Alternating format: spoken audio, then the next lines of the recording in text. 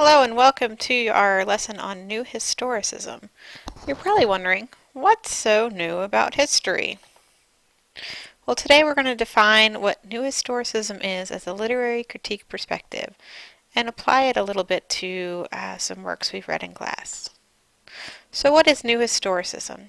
It is a perspective that seeks to reconnect a work with the time period in which it was produced and identify it with the cultural and political movements of the time.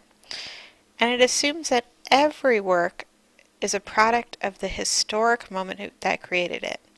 So, as you can see here to the right, there's been over time several different literary movements. Things happen over time, different people come into power, come out of power, different styles of writing happen, different things happen economically, socially, and we're looking at reconnecting the work with its time period to recognize how the time period has affected the work itself, and also how wherever we are reading from, like this perspective way down here in the lower levels of the time, how we bring different perspectives to reading works that have been written long, long ago. The difference between, there is a traditional historicist movement of looking at literature, and then there's new historicists. So let's look at the difference between the two. Traditionally, historicists would ask what happened and what does the event tell us about history. But new historicists are going to ask how has the event been interpreted, both by the people that it's happening to and by the people who are reading it way down the line. And what do these interpretations tell us about the interpreters themselves? So whoever wrote down history, what can we tell about what they have written down? What can we tell about them? What kind of people are they? Traditional historicists will look at history as being linear, cause and effect, A cause B, B cause C, and so on and so forth. But new historicists don't see history as linear at all. They think that there's no clear, you can't say that one thing caused the other because you're only working off of interpretations. And there's too many things at work, too many forces at work to really say that this caused that. Traditional historicists will look at history as being objective, that truth is absolute, facts are facts. The observer of an event doesn't influence the outcome of the event. They're just writing down what happened. New historicists are a little bit more skeptical. They're subjective. They think that truth is relative, that the observer influences the outcome, and that we should study the observer or the person writing history and not the historical event itself, not what's being observed. More comparisons. The old historical model is that history is knowable and stable. It exists, it has a presence. But in new historical, history is textual. History is literature, it's not fact, it's fiction. And history and literature are interconnected. They see history as literature, but literature also creating history, and very subjective. So your introduction, we looked at how certain fictional novels actually influence a society, and you can't take those out of how people perceive what's happening to them or how they perceive events. Old historical says that literature mirrors historical reality, so that history comes first and then people write about what's happening. But new historical will look at literature being intertextual, meaning that cultural activities are potential texts to be read, and all texts combine to create a web of relationship and ideas. So fiction influences history, history influences fiction. They're all interconnected. We can't really separate the two. Old historical believe that there is an objective view of history. One thing happened, that's what happened. We don't change that.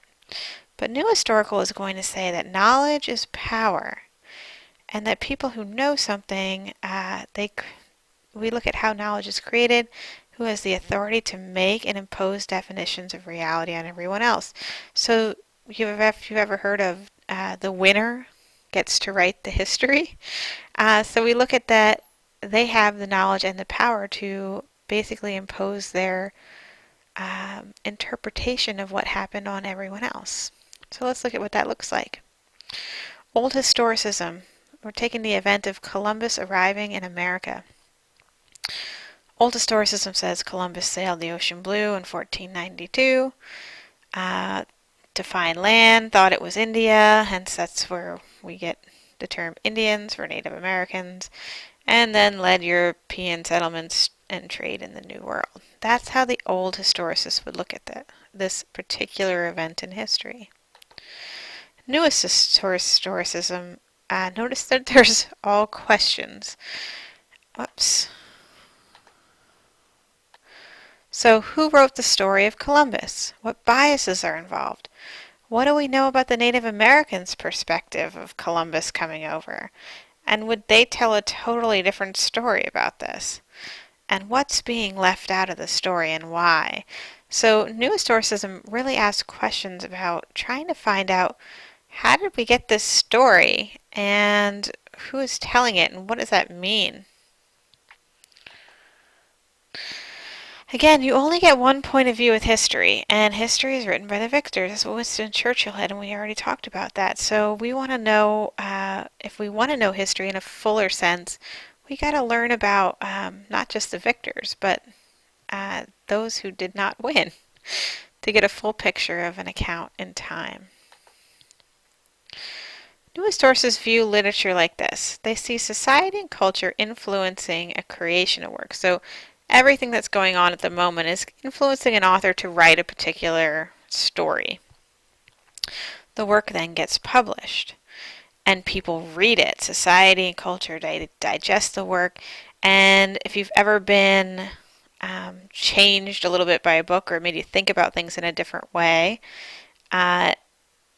literature tends to do that, right? It changes us. So once we get the work and it changes us, we have an altered society or an altered culture, and it's going to influence the creation of yet a new work, right? Some author's going to be like in this new state, and they're going to be like, I think I'm going to write a book, and it's going to get published, and people are going to change by it, and it's going to go all over again. Okay, so it's impossible to separate the literature from the society. Main points to know about New Historicism is that history is everything, like literally everything. Everything is biased, and that you should always be asking questions about what is left out. No history is unfinished, and no one story is going to represent an entire time period. Like we look at Great Gatsby as the quintessential 20s novel, but it's not.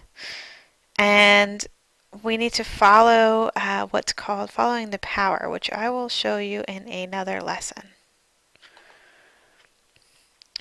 New Historicism and Gatsby. So let's look at how we interpreted it before. As a traditional historicist, we would say it was a condemnation of a social class in 1920s America. There was social criticism, and it could be interpreted as a condemnation of patriarchal control of a society in 1920s, feminist criticism.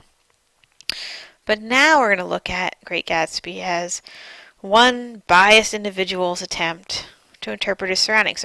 So Fitzgerald attempts to figure out what's going around him in culture, but we should recognize it doesn't even scratch the surface of understanding 1920s culture because it left out lots of perspectives like minorities, and was written by a successful, wealthy white male novelist, and was read and interpreted by you.